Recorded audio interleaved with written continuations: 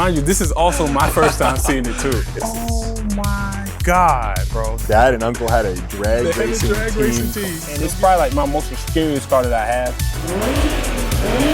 It's going 100 miles an hour standing still right now. Hey man, welcome to the Auto Files, man. Let's get it.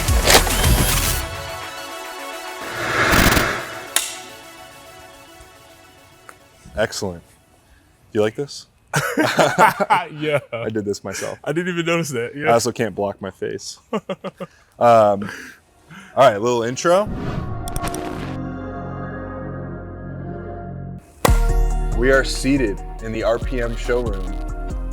So excited to have my great friend and top-notch car guy, bona fide car guy. I try to be. Kentavius Street here. Everyone, clap for Kentavius. Thanks for having me. Thanks for having me, man. Welcome, man. So tell us a little bit about yourself, where you're from, what that's like. Okay, from Georgia, moved to North Carolina in my sophomore year in high school, graduated from NC State University, got drafted by the 49ers in 2018, and now I'm going into year 7 in the league. You know, Crazy. Time just flies by. It really does. Yeah. 2018 would have been your rookie year then. Yeah. Or the same year. Yeah. I didn't know that. Yeah. Well, I played in the CFL for years. Yeah. I kind of lose track of it sometimes, but that's awesome. It's been a long time looking back at it, man. Where in Georgia are you from? Douglas, Georgia. It's a town just as big as this showroom, honestly. One red light, a butcher shop, and a gas station. Like you read about. Yeah. One red light. Yeah. Is there like a car culture in Georgia? Like, where does it start for you as far as like being a car guy? Okay, so let's hear it. The beef of it. So right. it started when I was little. So when I was little, my dad and my uncle Jesse, he had a drag racing team. It's called Come and Get Me Racing. Okay. It was this little, I think it was like a 70, maybe a 65 baby blue Malibu. I just understood the name, by the way. It just clicked. Come and get me. You Come get me. And we had this little, I think it was a quarter mile, maybe an eighth of a mile drag strip there in Douglas, Georgia. And we go to it every Saturday from the spring to like right before football season started, maybe a little bit, maybe like 2 or 3 weeks into football season. And that's where I really developed my knack for cars, because I was just around it. I really didn't understand it. I seen cars going fast. Yeah. But they piqued my interest at that point. Then I started playing like the GameCube, Need for Speed, Underground 2 came out, and I was just in love with cars. That's when I really like first seen the imports, the Supra, the Miata, the FD, like all those cars. That was my first like exposure to that. Then Fast and Furious came out. It just like sky. But it started from. I mean, we kind of went over it pretty quick, but your dad and uncle had a drag racing team. Come get me racing. And so you're raised by car guys. Basically, yeah. Really what it is. You grew up listening to car. All of it. Yeah, just taking off. So we talked about the drag, the video games. Was there a car that like stood out for you growing up that kind of ignited the love for cars a little bit? Okay, so I was heavy into cars from like birth to like probably like 4th, 5th grade. I kind of took a hiatus. I seen like Tony Hawk Underground. Like I got really heavy into skateboarding, and I thought I was gonna have a skateboarding career, guys. So we're kind of like, dude, I'm looking over right now because I had a little skateboarding stint. I Really? stopped caring about cars to skateboard. I'm not even joking. That's so weird. Really? That's crazy. It's so weird. Yeah. And anyway, go on. Yeah. So I got into that hiatus from probably like 4th grade to like 7th, 8th grade ish. Yeah. And Need for Speed Pro Street comes out. Yes. And I see the GTR on the cover, and I'm just like, oh, it's back. I'm obsessed with this car. I'm obsessed with this car. I played Pro Street probably like 5 or 6 times through, and I was just like, wow, it's back, guys. So from that point on, I was just looking. I couldn't really do anything. I'm a middle schooler going into high school. Right.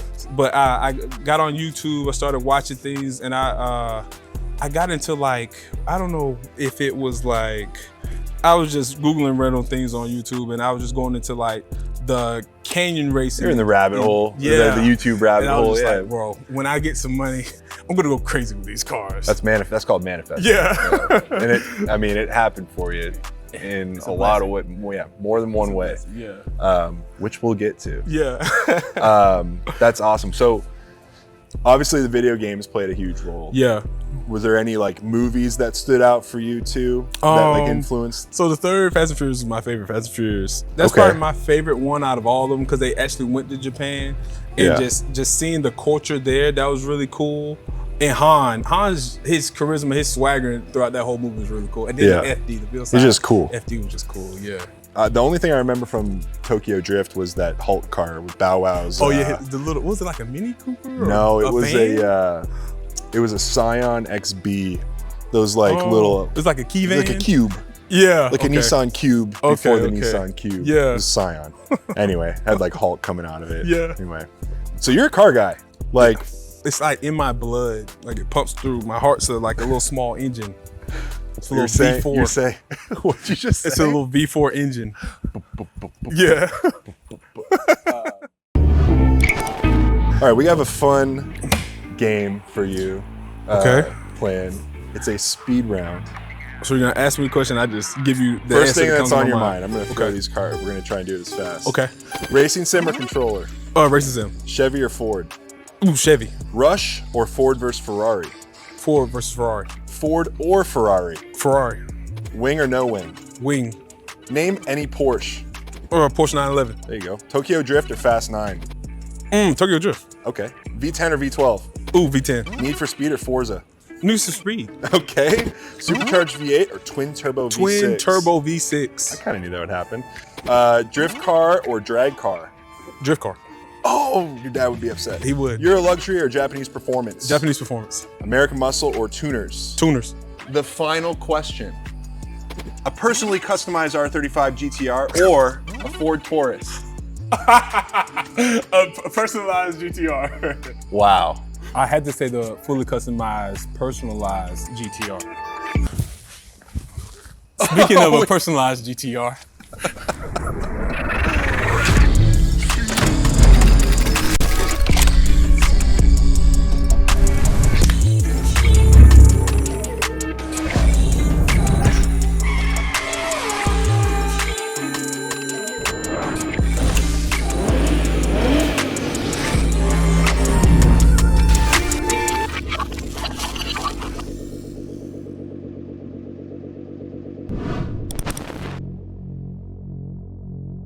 Dude, tell us what we're standing in front of. We've been standing around this for a while. So, so this is my 2012 Nissan GTR. It's been about a 2.5 year build now. What you're seeing right now that really sticks out is the Royal body kit. It's full carbon fiber everywhere. I can't stop staring at the thing. Yeah, we've been, I mean, since you pulled it in, since it got delivered, we've just kind of been staring at it. We haven't been talking much. Yeah. The crazy thing about it too is like usually when you see like little bits of carbon on a car like this, like usually that's the wrap. Right.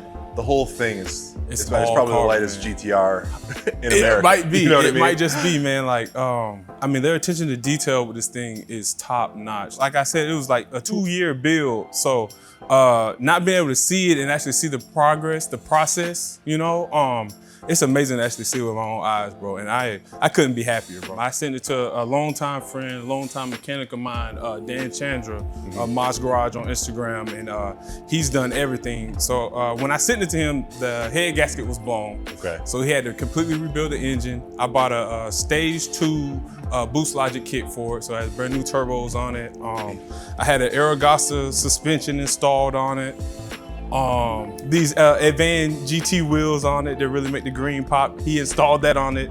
These headlights, the full body kit. He redid the dashboard because the dashboard was cracked. We were having battery problems. The steering wheel was a problem, so he installed the steering wheel too also. This sounds like a, hey babe, we blew a gasket, so we actually gotta redo the whole car. We gotta redo the whole car, man. It's honestly a brand new car. Like compared to what I shipped off to him, this is a brand new vehicle. And I mean, it's going 100 miles an hour standing still right now. Yeah. It's the fastest non-moving car I've ever seen. Bro. The wheels, the color. I still can't believe it's my car. Like just being away from it for so long, and actually now it being here is so surreal.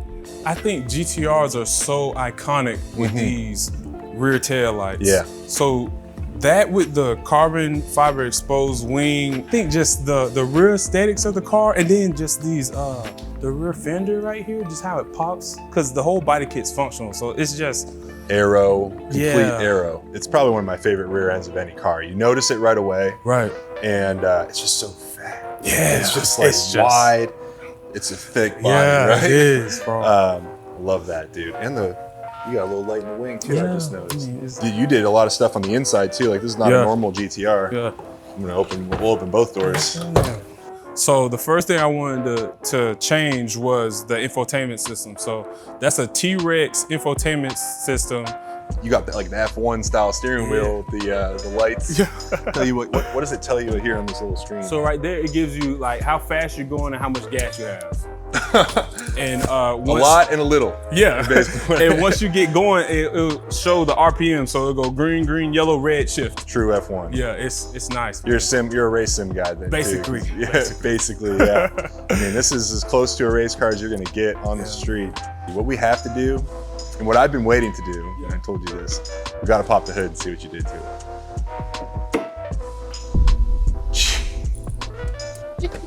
Now, mind you, this is also my first time seeing it too. Is it really? Yes. Make sure you get a close-up of his face. This is... Oh my God, bro. The titanium. The red carbon. Look at this. We gotta get this.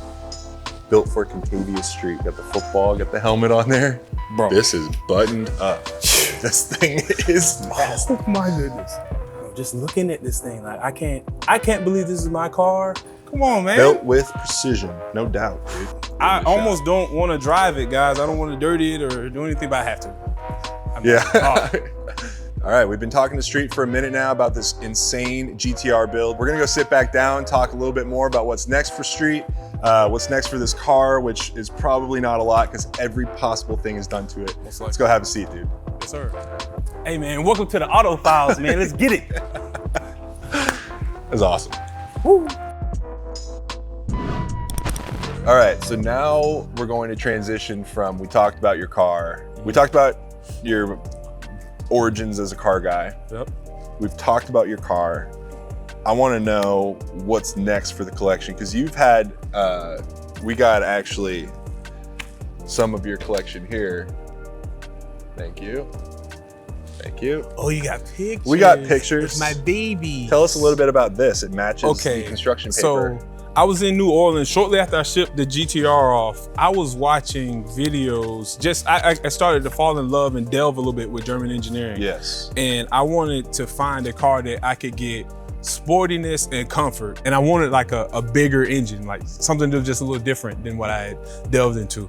And that E60 right there it was a V10, which is the biggest engine I've had so far. It was an M5, which I was very familiar with the platform. I knew I'd be able to fit in and be comfortable. And it was a stick, like a 6-speed V10. I'm just gonna look at that one more time. Yeah. And I mean, you put an exhaust on this V10 and it sounds like an F1 car. It just screams. It screams. Bro. Yeah. Tell us a little bit about, I got 2 photos of this thing right here. I'm gonna hide. Oh. What do we got? What are we dealing with right here? This car right here, this was my first JDM vehicle. Right after COVID, I bought this car. My first JDM car, my first love. What is it, first of all? Tell us what. It's a 1990. Oh, give him, here we go. Yeah. This right here is a good idea. It's a 1996 Toyota Supra JZ80, 2JZ. It's now, I bought it auto, but it's now 6-speed. I put in the Greenwich Racing 6-speed kit in it, and man, I mean, classic. It's just amazing. Yeah, it's all time. We just, you just posted an Instagram story of just walking around it, talking to it like it was your baby. Yeah, this thing's so tough, bro.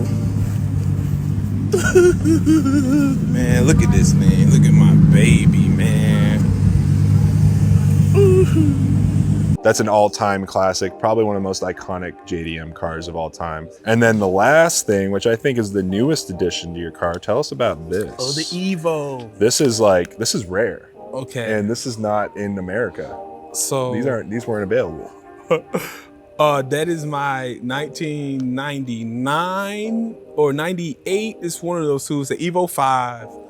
And this thing is kind of like a OEM plus build. So I bought it from Japan. I imported it. It's the first car I actually imported. And it has Tollmate stuff in it, but I don't know what exactly it has in it. But it's extremely rowdy. The car is like, it's extremely light too. And it's probably like my most responsive and the scariest car that I have. I haven't, mind you, I haven't driven the GTR yet, but that thing, it's just, hold that up. It's just rowdy. I mean, like, it's honestly like a go-kart. Don't let all this like car dressing fool you. Like, there's no noise cancellation. You feel every vibration. You hear everything in the engine. I mean, it's just. And that's right-hand drive too. It's right-hand drive. How is that driving in America with the right-hand drive? Honestly, it takes me like 2 or 3 weeks to adjust because the shifting on the left. You're shifting on the left, and the windshield wiper and the light thingies are switched. So sometimes when I'm trying to get into the lane, I'm turning on my windshield. You're cleaning your windshield. Yeah. Bonus. Yeah. Awesome. Great car. The question is, what's next for the collection then? Okay. All right. Okay. I'm kind of torn on this. I got like 3 or 4 more cars I really want to get. Okay. FDRX7.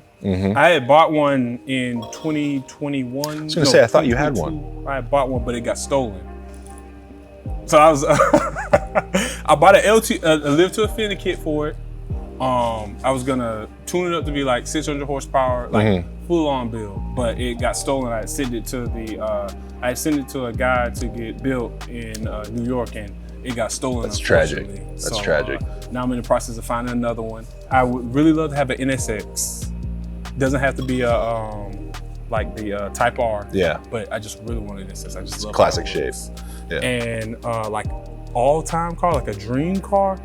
I know I had to save up all my pennies in my piggy bank and probably hit the lottery. It did save from the lottery, but I really want an Aston Martin 177.